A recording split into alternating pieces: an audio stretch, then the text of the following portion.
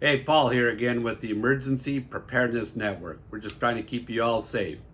1975, I was all of 17 years old. I worked for the Los Angeles Police Department as a police explorer in the Mill fire, waving and guiding helicopters down at Station 74 in the midst of this massive wildfire that ravaged through La Crescenta into Hunga as well.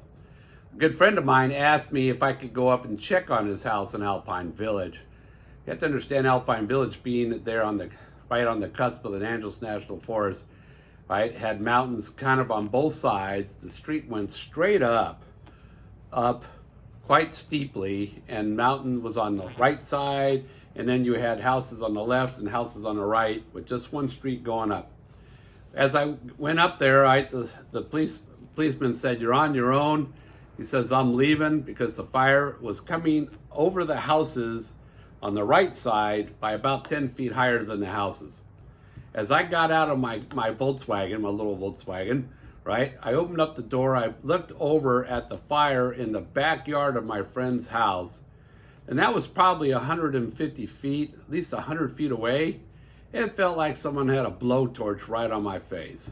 It was incredibly hot, and the firemen were in the backyard fighting that fire that was now probably 20 feet high, right? Then I started to get this feeling like something's wrong because it's getting hotter and hotter, and the wind picked up. And just as I'm about running back to the Volkswagen now, I reach for the door and look up the street, and this massive firestorm hits me, knocks me down, and tumbles me cartwheeling down the street 4 to 5 times.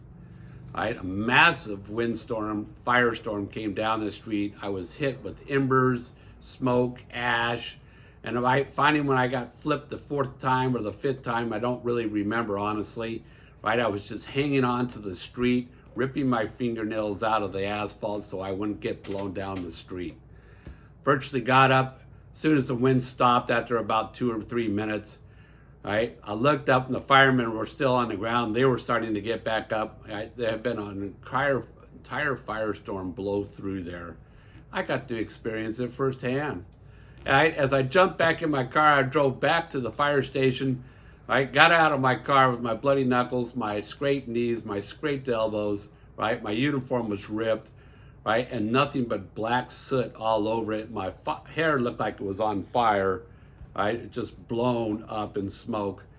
And the experienced firefighter looks at me and says, "Looks like you had your first firestorm, huh?" I said, "Yeah."